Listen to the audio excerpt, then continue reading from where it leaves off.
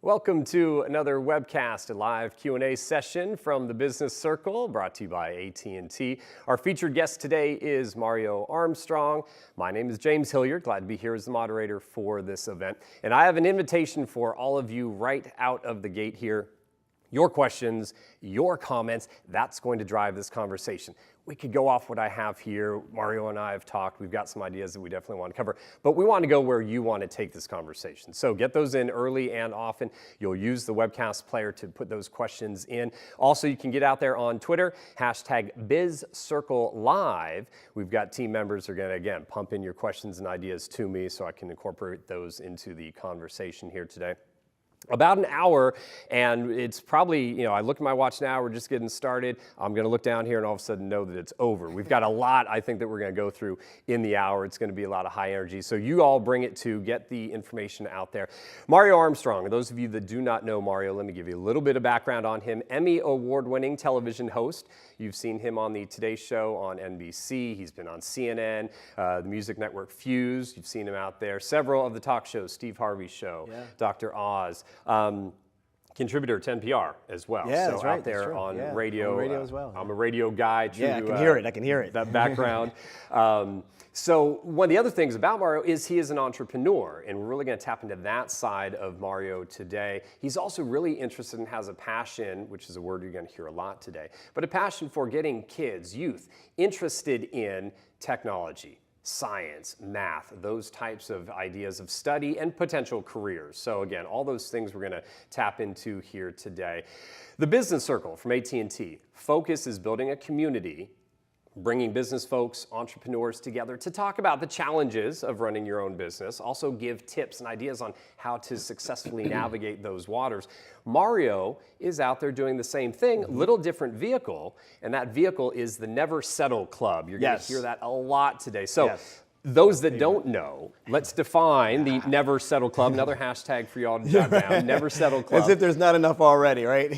What is it? What makes it a club? Let's start there. So the Never Settle Club, the whole idea behind the Never Settle Club is a place for support and a place for a community that wants to be successful, has ideas, but maybe hasn't figured out exactly how to monetize those ideas. And so what we wanted to do was create a place that people could be supportive of each other, not just about your own agenda, but about everyone else's issues, challenges, and things that they face. And the bottom line is many people are entrepreneurial in themselves. They have hobbies, they have interests. It's just a matter of whether or not they really want to take those hobbies or those interests to the next level. And that means how do you monetize that so that you can replace the income that you're used to getting, so that you can maintain the quality of life that you at least have now, but maybe even live a more fulfilling life because your heart and soul is doing something that you really genuinely love to do. And so how do you do that when you're on your own, or when people in your household haven't been entrepreneurs before,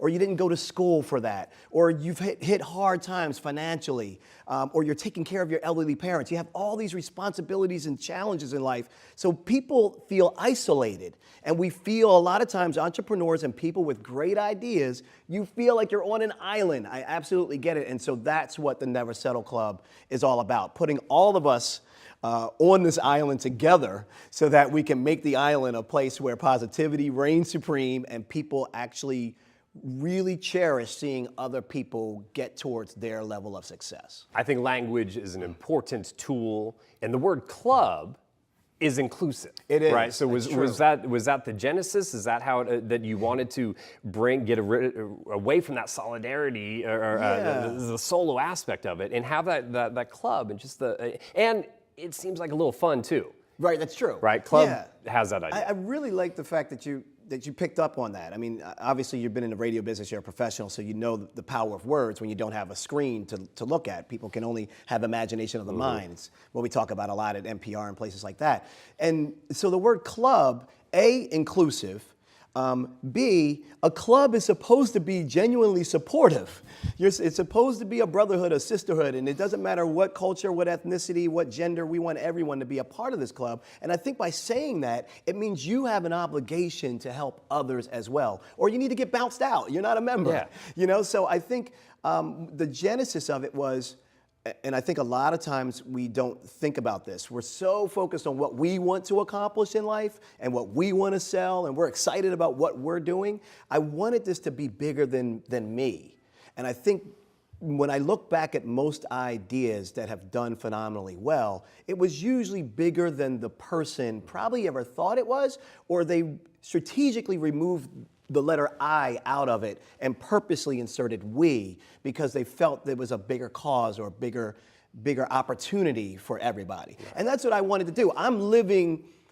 I feel so lucky. I mean, we've gone through hardships, and we can talk about some of that and get really transparent when you're ready to, but I feel like it's an obligation for me to help other people live their purpose. Is that because other people helped you along the way? So it's a give back, or where did that come from personally? That's a great question. I mean, there's always been people that have along the way helped you out. Although I feel like I've gotten way more no's than yeses out there. So, I definitely have a list of people because no thing can be done by one person that's going to be great. Mm-hmm. So you have to have people along the way that give you opportunity, that open doors. You have to seize that and have to step up to the plate.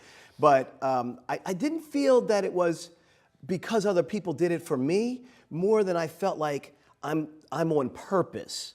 And it would be a disservice not to figure out if this is truly the best gift that I have to offer the world, that I don't dig in 100% and go all in on this. And let me find out if this is, because what I'm feeling is like I have this gift, I have this talent, I have this ability to help people, and I want to use technology to help them accelerate their dreams and their passions. And so I was trying to figure out if I was Steve Jobs and Oprah were to get together, like that's me. Is that where like I'm their kid. Right. So that's where it really was. How do I give more back to people in general? Because yes, people have given back to me, but I want people to be successful and to be happy living a life on purpose. Let's talk about the club. Who can be involved? And I want to get into this idea of really kind of how it came about, the word passion again, we're going to talk about. But if I'm interested in selling things, because I do a lot of stuff on Pinterest, and I got interested there, or I have a great idea for some new technology, maybe it's video streaming, since we're doing something like that here today. Absolutely. Is there a limit? Is there, well, you can only be doing this type of idea to be part of the club, or does it cover every type of idea you can imagine? Yeah, we don't discriminate on ideas. Good. We absolutely don't discriminate. It's a great question because so many people are still trying to figure out what they're passionate about. And so we have a lot of people coming to the club that really don't know what it is they want to do. They just have a feeling inside like I should be doing something else. Something more. Yeah, and it's not that your 9 to 5 may not be great. Like you may love your 9 to 5, but if you only love it 40% of the time, that's a problem. Mm-hmm. But a lot of times we get into that trap. We have obligations, we have financial responsibilities, and we don't think we can break free of what we really would like to try and do. So there are no discrimination against ideas. It can be retail, it can be software, it can be a nonprofit. It could be something for the community that you want to do. So we have so many members that have a wide range of different expertise and different talents and skills, and they're all trying to help each other out. And that's the beautiful thing too, because we didn't zone in on just one niche. Right. I feel that the club can be more inclusive, and it also helps you to learn things outside of what your vertical is. And so I think it opens up the mind to other ideas that you didn't think about that maybe are working in other verticals or other industries that now you can use in yours. I'm going to go a little geek here. Okay. But Steve Jobs studied calligraphy. Yes. And great that's point. where he came up with a lot of the fonts and things like that we didn't have. And so being able to bring those different perspectives in, you can learn something if you're developing software from someone who might be doing something completely different from that, but hearing those ideas. Right. So that's the idea of the club here and bring all that together, which is great. So hashtag, of course, Never Settle Club. Yeah, please, that's awesome. bizcircle.att.com/Never Settle Club as well. So you can get all sorts of information, how to join the club. Basically, in a brief outline here, people are going to know in about a week or so from now, we're going to be kicking off this kind of new version session of it. Yeah. And so you can get all the information in there. Again, bizcircle.att.com/Never Settle Club. Yeah, because it's a 5-week, Yeah. it's a 5-week program. And it's just not a bunch of members just hanging out in this club. I want you guys to know that it's not a big free-for-all like, hey, buy my services. We moderate every post. We really keep the group intimate and honest and accountable. And what we do every single week, we give you video tips and advice. There's a video lesson every week with homework. Like, people are assigned homework to do, which is great. Like, people. And we'll talk. Yeah, we'll talk about some of that. But people are assigned homework, and then you're held accountable because we want you to post that homework onto the Facebook community. Other people then compliment or give feedback to that homework, and then we do a live Q&A just like you're doing now using video streaming. So all of that is going to be on the BizCircleATT.com site, and it's amazing because having someone like AT&T, a partner that we've done other projects with, really recognize like this is a powerful statement that a corporate partner is like, we appreciate and small business and entrepreneurship. And not everybody has 50 employees already or 100 employees. Right. There's the employees of 1 or 2 or 3. Yeah, exactly. Exactly. And so to have a corporate entity that's huge, recognize the power of small, focused people doing things can represent big change. So I'm excited and ecstatic that they're supporting it because honestly, I don't know if we were going to be able to do another 5-week program. We did the one 5-week program this summer just to try it out and see how it would do. And we didn't really know if we would have another round to go. But we do. But we do. Participatory. I'll say it again, participatory. You're going to be involved, right? This is not just you passively just watching some stuff and some tips, and then you're going to get bored of it and drift away after week 2 or 3. This is going to engage you, so I encourage you to check it out more. Let's move in. So we've settled on kind of what the club is and where it is. Michael is out with us, and Michael, appreciate you being on board for the event here today. He's asking a question. I've got it here. A lot of other folks. We brought up the word passion. Yeah. People hear the word, well, you got to find your passion. Right. And that's can be a difficult journey for some folks. So first off, define for me what passion is to you. And then I want to hear, how did you go about the process of finding your passion that brought you to Never Settle Club, what you're doing now? So start with that, though. What is passion? Yeah, I think passion means a lot of things to a lot of different people. I believe that passion, for me, my definition of passion is living with relevant purpose. And that's it, period. And for me, that's it, period, end of story. Like, am I relevant?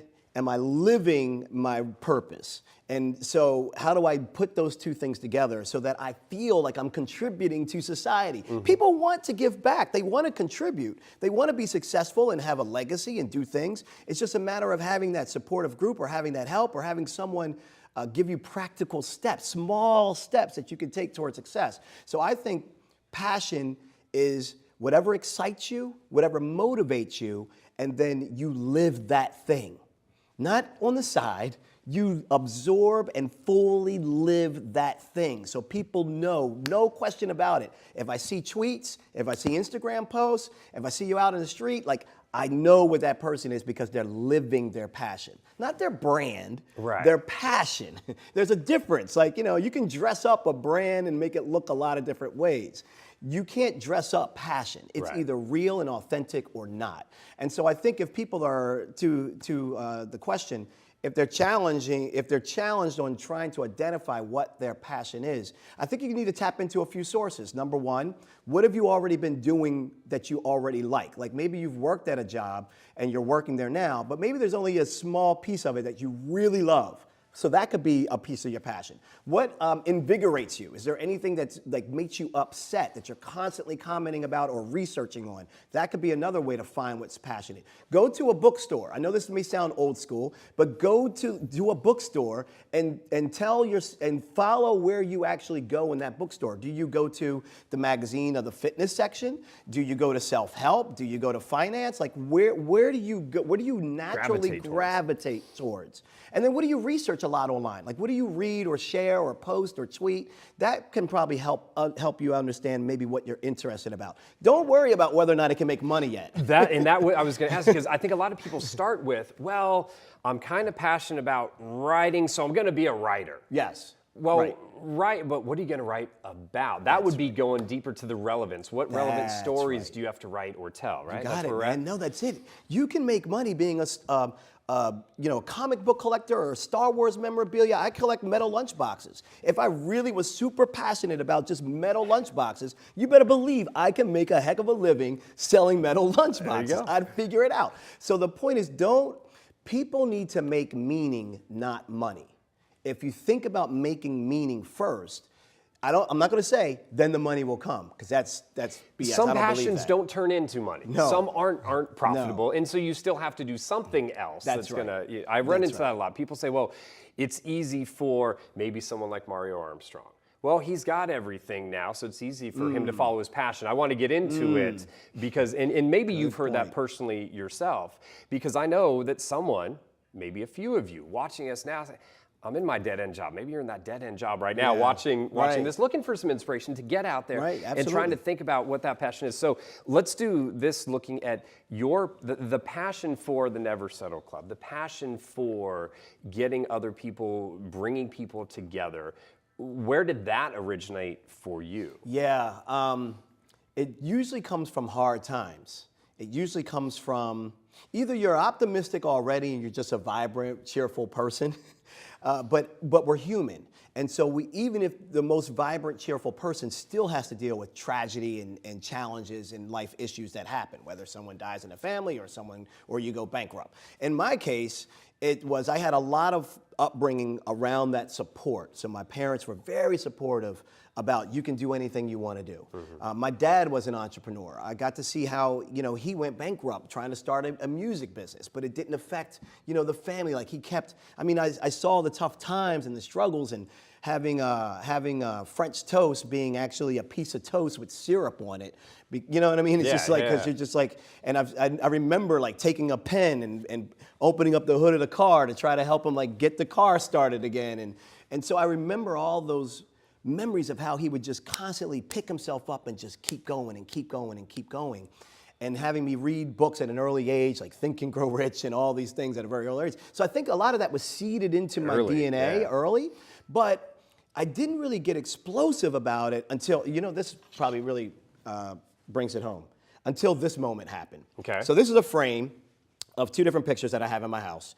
And this was probably the hardest moment in my life. This was 2008. Yeah, okay, I see what it is now. You see what it is now? Yeah. And this is my bank statement. And that would scare me if I saw that. This is 2008, and this is my bank statement. You can see my wife and I had 4 accounts. We were both working full-time jobs. We were doing fine. I got laid off and was working my side gig all along, like many people are, and was trying to develop that. We had a contract for $250,000 with an internet company. It was a huge contract. This was going to set the company on its feet. That's right. Nicole, my wife, has been a CEO for 2 other startups. I convinced her, leave your job and come and run this company. You can do the infrastructure. I can do everything, all the creative and all the other things out front. And so she was like, no way, I make more money than you, this is not happening. So I worked on her and worked on her and worked on her. Meanwhile, I'm getting unemployment, and I'm trying to hold on to what reserves we have and trying to still like ink this deal and get this deal done. So kind of fast forward a little bit, we paid the attorneys for the money for this 20-page contract, and I get her to leave her job. We are raising our 4-year-old kid at the time. So she's not a risk taker like I am. Sure. So she's a little worried about all of this, and that's justifiable. But we have this contract. So we're headed down to Dulles, Virginia. We get the phone call on the way to the signing party. They were going to sign their end. And they tell us the deal's not happening. It's off. Off, because a new CEO has just come in town, and all contracts that aren't signed are done. They're froze. And my jaw drops, because I'm in the car. We're driving there, an hour and 20 minutes down the road. And she's like, what's wrong? And I just had to pull over on the side of the road and get myself together. Yeah. Because, I'm 4 months into unemployment. Yeah. And then, so we're riding back on the most quietest trip back, the most soul-searching ride back ever. And we're like, I said, Nicole, this is it. This is that moment that we're either going to be entrepreneurs and we're going to make it, or we're going to go and work for somebody else right now. And I said, we can always do something, but we can't always live everything. And I was like, this has got to be one of those testing you moments to see what you got and what you have and whether or not you're going to do this or not. And so I think coming out of that on the other side, you know, after we get home, I should say, it's 2008. A month after this phone call happens, the president comes on the screen and he's like, we're in a state of recession. Yes. So then even the nooks and crannies of things that we were struggling to get are drying up. So now I'm at that's what the Coinstar image is for. Because now I'm at the Coinstar. Turning in the bottle of coins. Turning in the bottle of coins to get gas money to get me to the next potential sales opportunity. Yeah. And we were bumming money from family and friends. I mean, I was on the phone crying, talking to my younger brother who didn't, you know, he's a younger brother, right? You don't want to go to them for money, you know? And so that rough time sent me into almost like a little slight depression. And I kind of closed up, and I'm an outgoing guy. And so I woke up and I looked in the mirror and I said, you gotta be able to do this. Your family needs you to do this. You know you can do this. Other people are wishing you can do this. Right. And so I feel like that moment, I wanted to carry it on my back and I wanted to kick its butt. And I wanted to, if I could get through it, then I wanted to make other people be able to get through their darkest times. Yeah. That may not be the darkest time for other people, and I get that. Right. But we were close. I was willing to do everything but lose the house. Peanut butter and jelly sandwiches all day long. And make sure my kids' education wasn't affected all day long. Lose the cars, forget them, you know? And we did. We went straight to having one car with a note and the other car without a payment. Like we were making adjustments to deal with that pain. We cashed out of the 401k, max credit cards. Like we did everything we possibly could financially until the point where things finally started breaking through. Right. And so now, you know, we look years back later and we got employees, you know, and we're traveling all over the place. We're working with people like Facebook, and Sheryl Sandberg of COO of Facebook just joined the Never Settle Club. So big shout outs to Sheryl for doing that for me. And so, you know, we're on multiple networks. We're independent. We have our own company, and I'm appearing on multiple media networks, which is hard to really do because they like to lock you into one network. So we've really been able to overcome and really blossom in a very successful way. Do you think folks out there have to have that dark of a story? Do they have to get that low? Because that's a low point. We can all, I mean, I was seeing the emotion as you were talking about it. I was trying to hold it I'm back. hoping the people were feeling it and all that. Do we have to get that low to rise up? Can we make a transition from an okay job and still get on through? Is that possible? Yeah. You know, right now I'm channeling this emotion of thinking of other people and of other people's challenges in life. I get to meet so many different people at different stages. And I'm talking about people that have lost family members, people that have lost their kids. Like, you know, amazing setbacks that I can't even fathom, you know? And all I can say is, I can't be you, and you can't be me, and you don't want to be. You want to be your authentic self. But all I can say is there are people that actually care.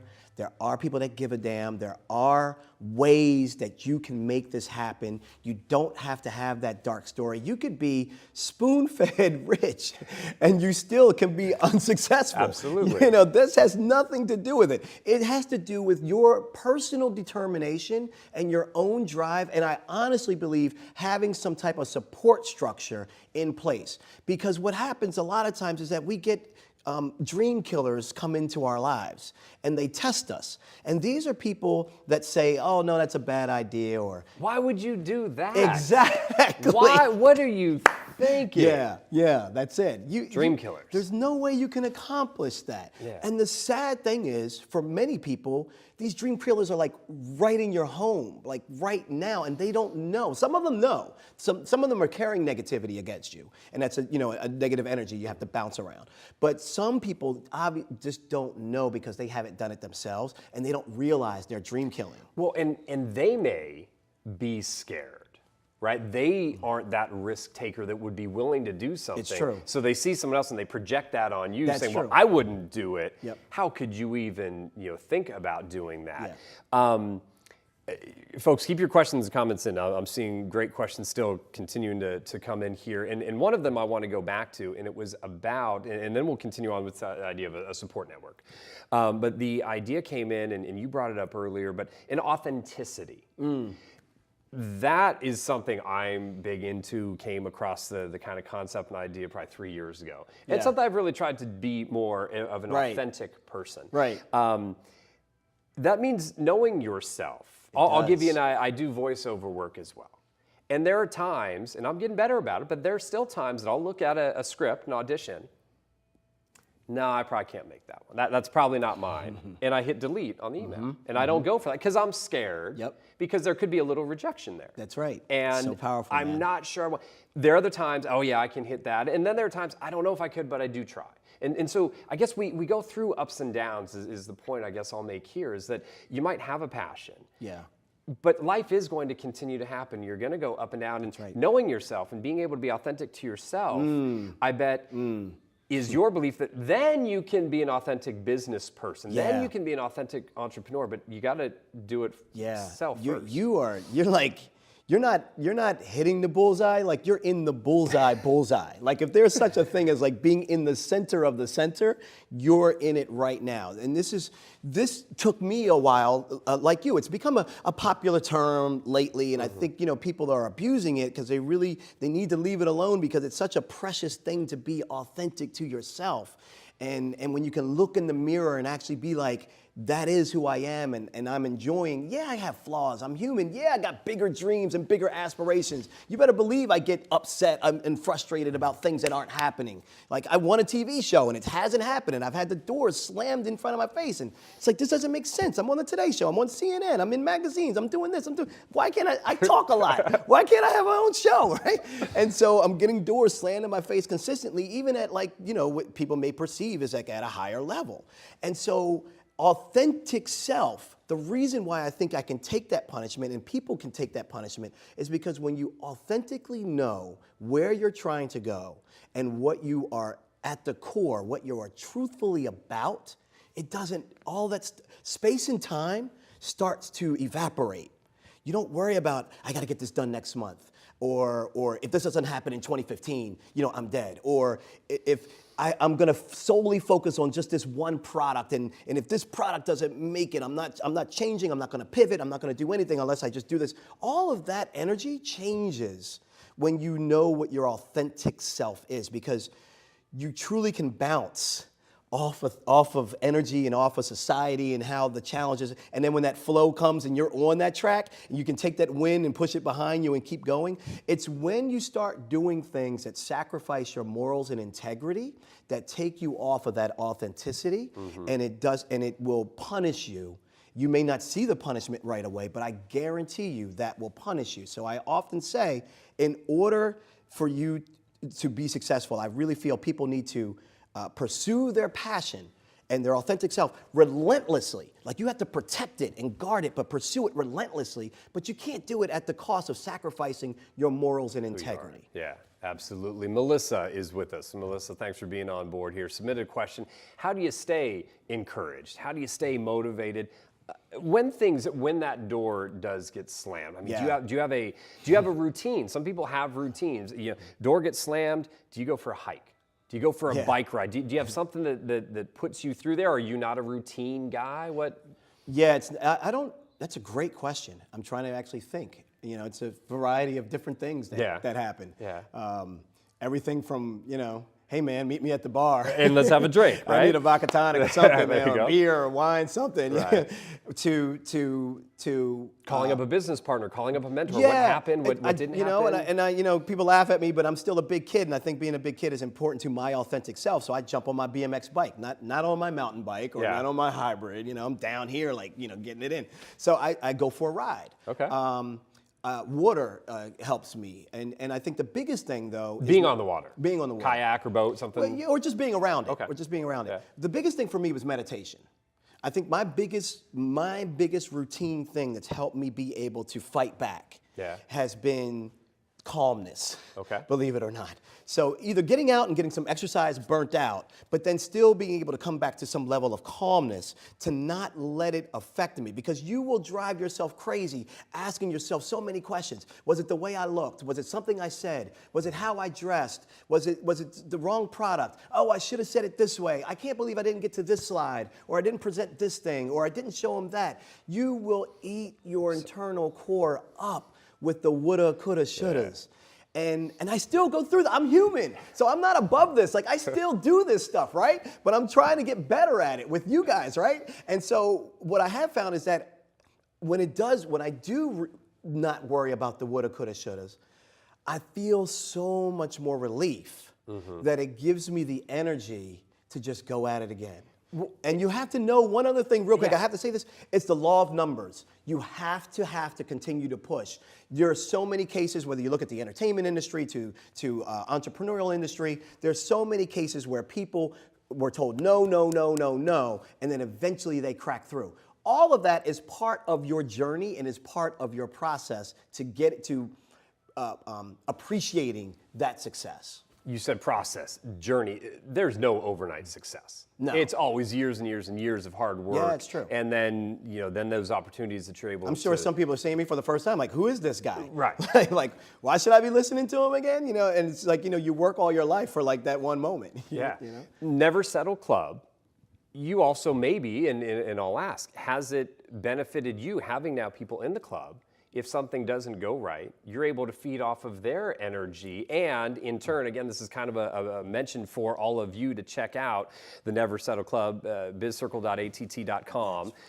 Hashtag also we got out there, Never Settle Club. But you can hear from folks that can also, you can vibe off of their energy. Yeah. And it's the same thing that this community then would be doing for everyone out there listening, is to help them through those times. So I pulled up my Facebook page here, and I know we're not going to show this on camera, but I want you to just see. I pulled up my Facebook page, and I asked the community this morning, I said, what does a Never Settle Club mean to you? Okay. I didn't want to just use my words. I wanted members to say, like, how has this helped you? Read a couple. So to your point, it says, like, so Bridget says, encouragement, empowerment, and motivation, a takeaway resource swap venue. I love that we swap takeaways every day. I'm empowered, encouraged, and I love projecting that back to the club members. I mean, I can't make that up, right? Like Jazzy Jones, I like the intimacy of the group and everyone is actively cheering on the success of others. Deborah says, the Never Settle Club has encouraged and motivated me to pursue my dream. It's given me the tools I need to move forward. I love hearing the ideas and suggestions from other team members. We are a united team that works not only for our own success, but for others as well. Like that right now, man, I am so like goosebumped right now. Because I didn't imagine that this is what it would lead to. Yeah. But it's what I wanted it to lead to without pushing for it to want to lead to that. Yeah. Just throwing it out there and being transparent, honest, and upfront with what I'm trying to accomplish. Authentic. And then seeing if we can really create some value for people. Right. And to see this, man, I just get so emotional because it's not about me and my idea. It's about people are like finding their way, and other people are helping them. And if I'm not here tomorrow, this thing can still be there for people to help each other. You know, it's just. Oh, I get that, and that's I think to Melissa's point, right? This is one way, Melissa, that could help you continue on your entrepreneurial path. Let's talk about. But meditation is big. And if you can take up meditation, do that as well. It really protects you. It really helps you get through the tough times. So even if you start small, we talk about this in week 1. That's what I was going to say. Of the Never Settle Club, Mario brought up homework earlier. Yes. And so one of the things about doing some homework is he's going to talk you through when we get to this in the club about how to do meditation. I haven't done it yet. I told Mario that I was getting started on some things, but I appreciate the honesty, man. I didn't get that done. That's the first step. That's the first step. One thing I did start working on, and I want to tie back to this and then come up to this idea of mentors, working with family, the people around you. Yeah, sure. But another piece of homework is a vision board. And it's putting together ideas out there that you want to kind of, I'll say some words and you correct me, but that you want to drive for. It's the ideas, folks, that you have that kind of help you get out of bed every day and move forward. I've started on that. Good.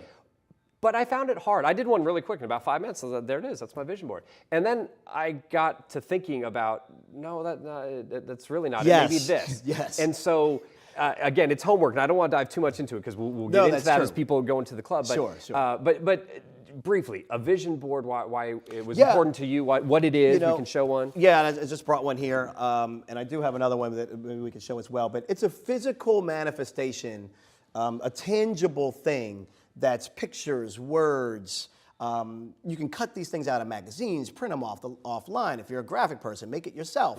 But to me, a vision board is an actual physical product that you create that has messages that are aspirational for you, but also inspirational. So you should be able to look at your vision board and understand what your authentic self is, and what this means to you, and what you're pursuing, what you're going after. So I'm going after being the best dad and the best husband to my wife as possible. So family's first. But I want to have huge impact, so that's why that word's there. Meditation is big to me, so I aspire to do that. I would love to have a vacation property in a really remote getaway, right? So that's the tangible thing. So these things can be tangible items, if that is what success is to you, or they can be less tangible, like family, faith, and people, and impact. And a mixture of these things. And a mixture of these things. And so each one of these people, by the way, Bill Gates represents a huge legacy to me. Someone, not Steve Jobs represents a legacy, but it's a different legacy. Like this guy's legacy and impact is different than Steve Jobs. Kanye appeals to me because he's always been the struggling artist that's always wanted to do other creative things, and people keep telling him he can't. And so he keeps pushing his creativity to the next level, trying to break through. Even at his level, he can't be the fashion designer that he wants to be right now. Oprah, because she's the ultimate talk show host, and I want one of those talk shows. And Will Smith, great father, and his work ethic is insane. If you ever look back at the first series of Fresh Prince of Bel-Air, his lips are moving for everybody's words. Like he memorized the whole script of everybody's parts. And that work ethic transferred into where he is today. So those are some of those people. But having a physical thing that you can frame or put up that you can see every day reminds you of what you're going after. It's very hard when it's just in your mind to know what you're going after and stay consistently on that path and not jump into things that make you busy but don't get you anywhere near closer to your actual dream. And so I think having a vision board and getting your family and those potential dream killers, make them a part of making your vision board. If you have kids, get them involved. If you can start with your family helping to put together your vision board, they all of a sudden now know what your vision is and why you're doing the decisions that you're doing and the things that you're trying to accomplish. They can buy and then support you, which then let's move to, and again, participatory, right? The Never Settle Club is about doing things. So it's one of the things that'll be explained more and you'll be doing for yourself. But so get the family involved. Let's talk about family. A lot of businesses start off as family businesses. Yeah, they do. They do. What are some of the challenges Many. family business? We could probably go a full, we've got about 20 minutes left. We could probably go 2 hours on this. But what do you see as maybe the top This could be its own series. Right. Doing business with your family. That's its own. You need a bigger sofa. We need interventions. Maybe it's a therapy sofa and you lay down. That's right. Let's do top 2 biggest challenges, but then also let's put the top 2 biggest benefits or joys you've gotten out of working with family. Oh, that's a great balance. Okay, so the first challenge would be being able to separate family from business. That is key. If you cannot separate family from business, it's going to something's going to lose. And more than likely, either the business will completely fail, and then if that does, then you may already have relationships that are going to fail unless that family was really, really tight and you all failed together and you understood that.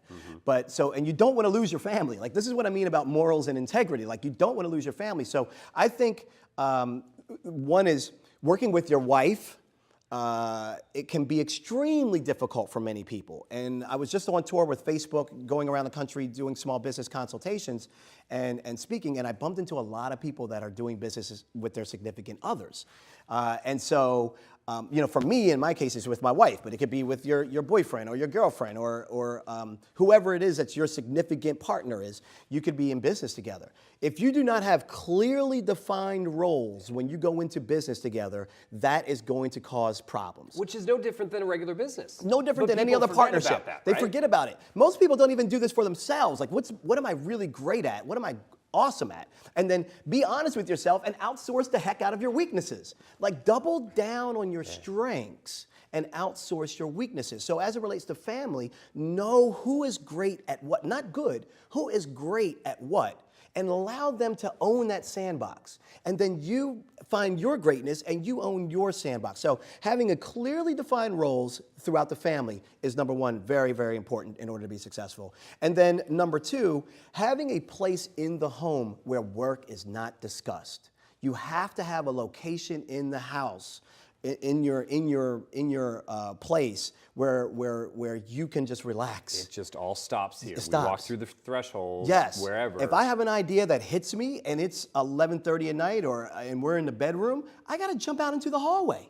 Like, I can't tell her that idea in the bed. I'm not whipping to the side of my bed to grab my laptop and start banging it out. Right. No, I gotta get out of the room. Now, sometimes I'll cheat with a pen and paper real quick. But if it's something I really want to say and I really want to get her attention on it, we get out of that room and go into another space to talk about that. So I think, and then having date nights, critical for relationships, making sure that you have a scheduled date night. I have a whole thing that's called SCORE. It's basically 5 tips on how relationships and families can do that together. So maybe we'll post a link up to the group. Or Absolutely, and again, it's something else that by joining the Never Settle That's Club true, too. and being a part of it, you're going to learn about that. I've been seeing a lot of great questions, and LaTanya had a question that I had jotted down too. It's about the idea of finding your passion. And what if LaTanya has a passion and she starts working towards it, but then it's either burning out, it's not quite there, the ebb and flow of things, maybe that's not her passion then. The question, I've seen a few others, how do you really know that that's what you're meant to do? How much trial and error to find out that this is my passion, this is worth going down?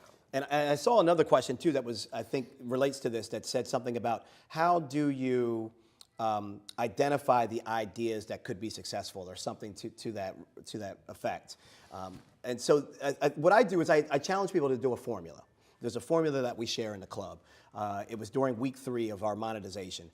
And the formula is writing down, so I'll get to the question about how do you know if it's the right passion, but let's assume you do know what your passion is, or you have multiple passions. So you can have more than one, but you're gonna write down the top 3, the things that you are extremely passionate about the most. I don't care if it's rock climbing, Star Wars collecting, or you wanna open up a hair salon, like whatever it is. So you write down these 3 different highest passions, and then you add to that, which one of these has the best market potential? Okay. Which one is really solving a problem? Which one really is a need that people will gravitate to? So being honest with which one of these things has a real market potential, a big market potential. And then you subtract the resources. Those resources can be your energy, the amount of money that's going to be needed, the fact that you made capital up front if you're going to need that. You need to list out all the things that you're going to need in order to be successful with that particular passion. So you take that one passion, apply this formula to it, and it's going to show you whether or not this is something that you should be doing right now because you can start making small steps for success, or if this is a longer term passion that's going to take, I got to get a loan, or I got to find angel funding, I got to do these things. So we're trying to help people look at the things that they're passionate about so they can zero in on the ones that can give them the fastest success the quickest. Yeah. And so I think when you apply that formula, it helps to remove the amount of times you're going to fail. Now, I do subscribe to failing fast. And so you need to fail fast. And so the idea is try the idea. If it doesn't seem to be working, then figure out some small tweaks. Don't just abandon the whole thing yet. Right. Just make small tweaks. And what I think a lot of people do, though, is they give up too soon, too quick. And so the question becomes, well, how long do I painfully go down this process, or do I invest my own money or my own time into this thing before I pivot? And so before you pivot, if you are making the slightest progress whatsoever, stay with it. I don't care if it's small, stay with it. The minute you hit a brick wall, and it's not a brick wall that you haven't been able to climb over, dig under, go around, pay someone on the side to bust it open for you, whatever it takes to like get through this wall. If you've tried that, then it's time for you to pivot and make a change with either that passion or maybe abandoning that passion and finding something The else. second or third passion that you might have identified. Absolutely. And it's a constant evolution. Don't beat yourself up too quick. Yeah. And that's why you got to have people that can help support you. And you have to rely on other mentors and people that have done this before so that you don't make these mistakes by yourself. You want to reduce the amount of mistakes you have. And people talk about like climbing the ladder, to success. I say forget a ladder. You want to bounce on a trampoline. And so I want people to have a bunch of ideas that they can feel ready to bounce to, and then they're going to land. Right. And they may not land as far as they want to initially, but then they're going to bounce again. And then one of these times you're going to bounce and you're going to surprise yourself of how far you actually just jumped. The idea that of bouncing these ideas off of other people or knowing if there's traction, I can only assume you might be at a party, gathering somewhere. And if you bring up your idea, and a lot of people are like, wow, I never, right? It's that time. Right. If you bring it up and people are like, I don't understand. Right, and there's just this kind of glaze. That might not be something that that you're going to focus on. So that goes to these days, Twitter, right? Facebook. We've got all these social networks. I still love people. We were at a restaurant the other day and had a tablet there. We were doing all our ordering. Yeah, okay. I was still having the waiter come over. I enjoyed him. He was nice when we first came in. I mean, I'm a people person. Yeah, that's good for you, man. That's great. But technology is important. Sure. Joining other groups, joining the Never Settle Club, is that enough? Or do you also still need a very personal type of relationship? You still have to meet people that may share your dreams or have those different perspectives to help you continue to grow. Talk about the balance between the technical social networks and the real human ones. Yeah, no, this is a really good point. Everybody has a lot of friends. Everyone's able to just click and join and click and like. And what's the real intimacy? What's the real connection that you're making with those people? And I'm not saying that you can't, because it's clearly happening through the Never Settle Club. But I think that you have to have a balance too. And if you don't have a network, we have some people in here that are in here from small towns where they don't feel like other people are maybe doing some of the same things that they're doing, and maybe they're going against the grain, and it's different. And so we have people that are struggling with how do you get out physically to places, except maybe for buying a plane ticket to go to some conference. So, but I think it's absolutely, and everybody has someone. So I think you need to look inside. I think you need to look at your family and friends. You need to look at people that you've worked with in the past. These are people that know you a little bit, know what your skills are, and could be at a different stage in their life now where they can give you some other insight that maybe that can help you. You definitely need to seek out mentors that you can meet in your location.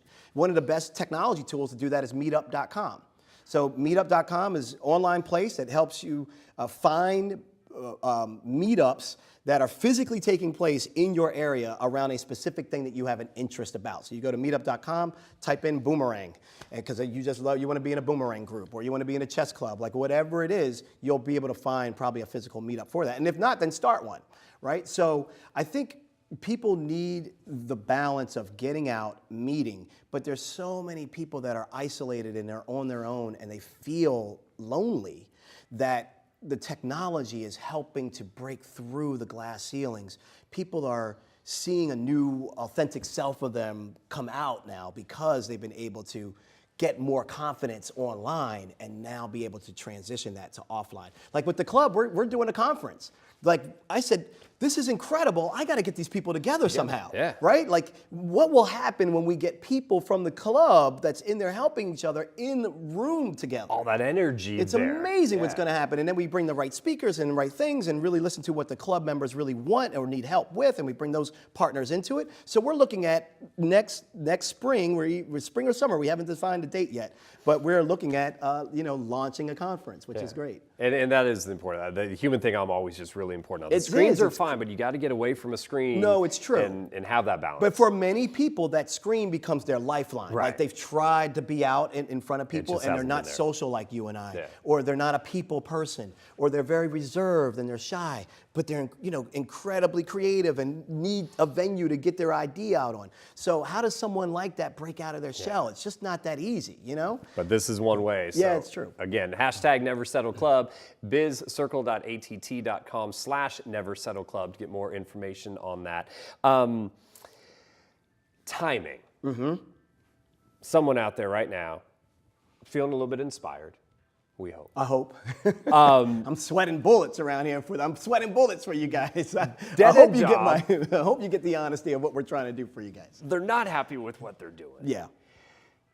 It's not going to be tomorrow that they're going to find their passion and start working towards that. It might not be 3 months, it might not be 6 months, it might not be a year. So for those that have a timing mindset, what can you say to them in terms of having the patience, maybe building up the endurance, right? This is not a sprint really good, to make man. this change. This is that marathon, right?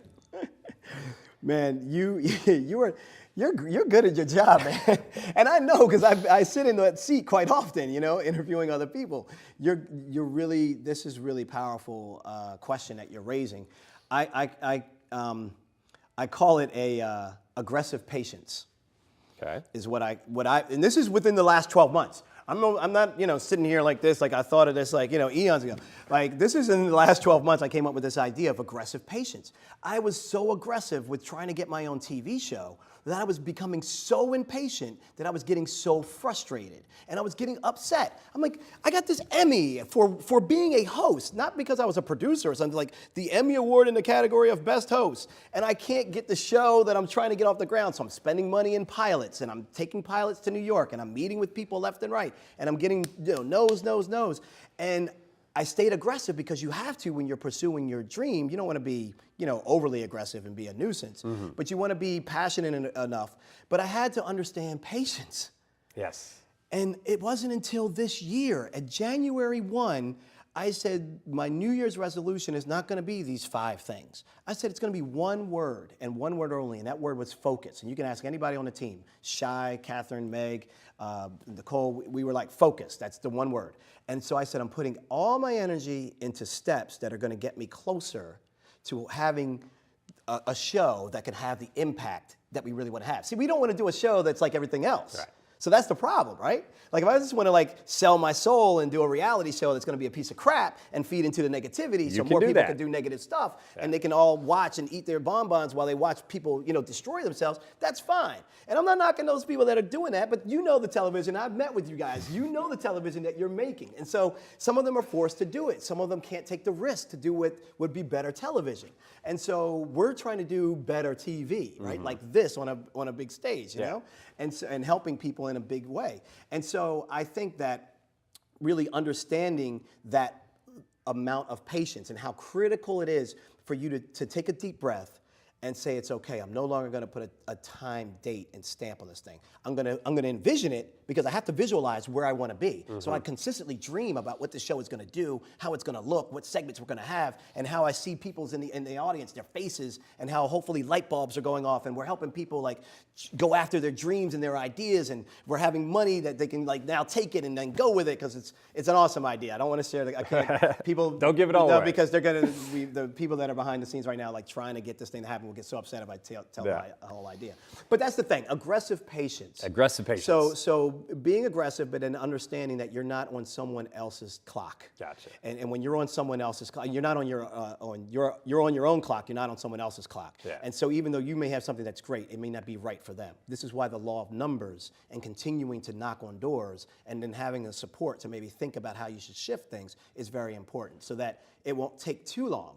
And that's why it's also critical to get small steps of success.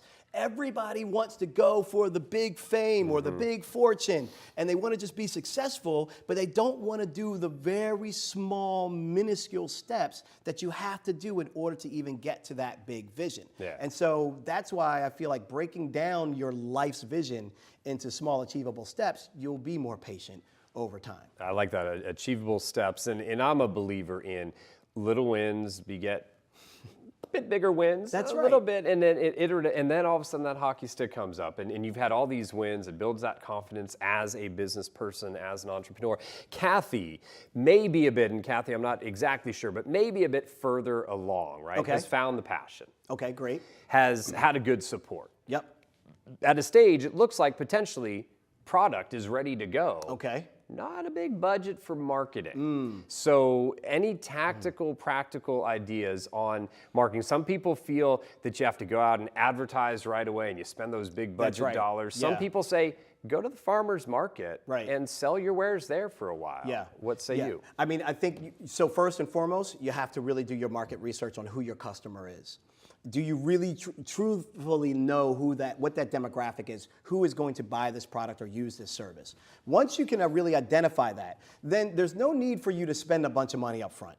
Like with social media today and with the ability of doing more face-to-face and word of mouth, you can really grow a base. It's only when people are wanting to get the big splash so quick that they start looking at spending a lot of dollars. Right. Or you feel that pressure because you're running out of patience.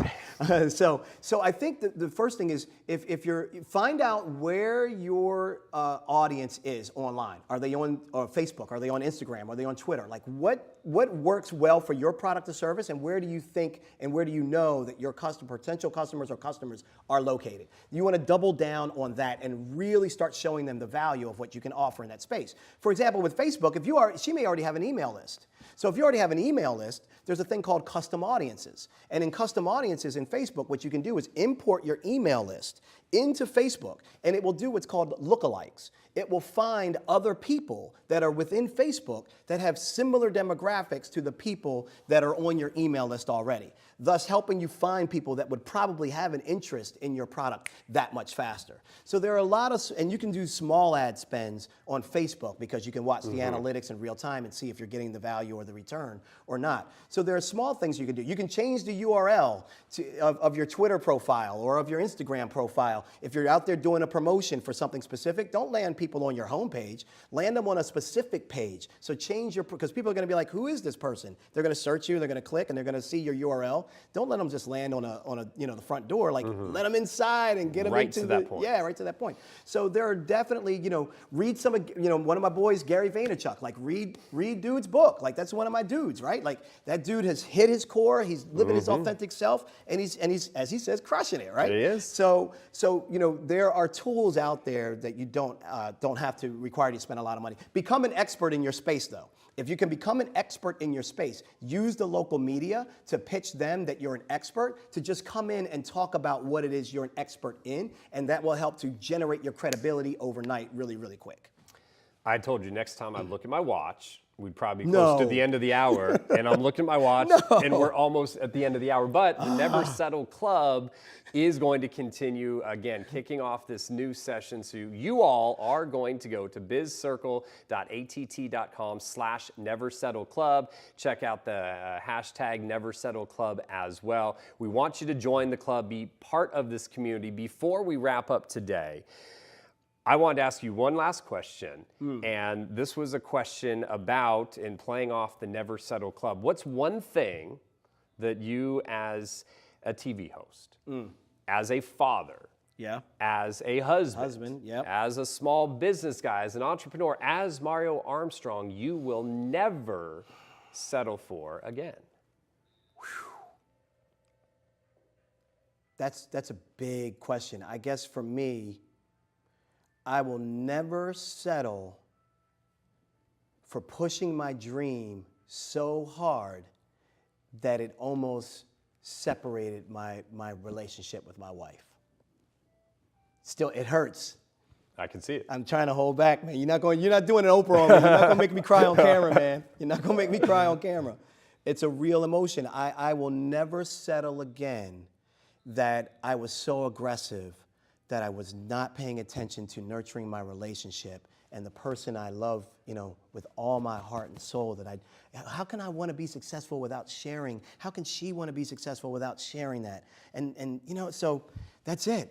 I'm never, if I go away tomorrow, it's because my relationship was about to be on the rocks, and I was like, this is becoming too much, and I got to keep control. You know, so this is why the balance and maintaining that, and the meditation, and having aggressive patience, and being comfortable with being uncomfortable in order to grow, and having support within the family, and doing vision boards. As you can see, I'm like listing out like all these very small things that I think help build this force field and this shield around you that can help protect you. So I'm sorry that was a long way of answering your question, but it was a deep one, and I would never settle again for being at that particular brink of my wife and I crying and looking at not being together again because the vision became too aggressive. This is just the beginning of the conversation. We're really going to be wrapping things up here. Want to make sure that all of you join us for another interview that we've got coming up. There's also another one that we did in Portland with David Howitt.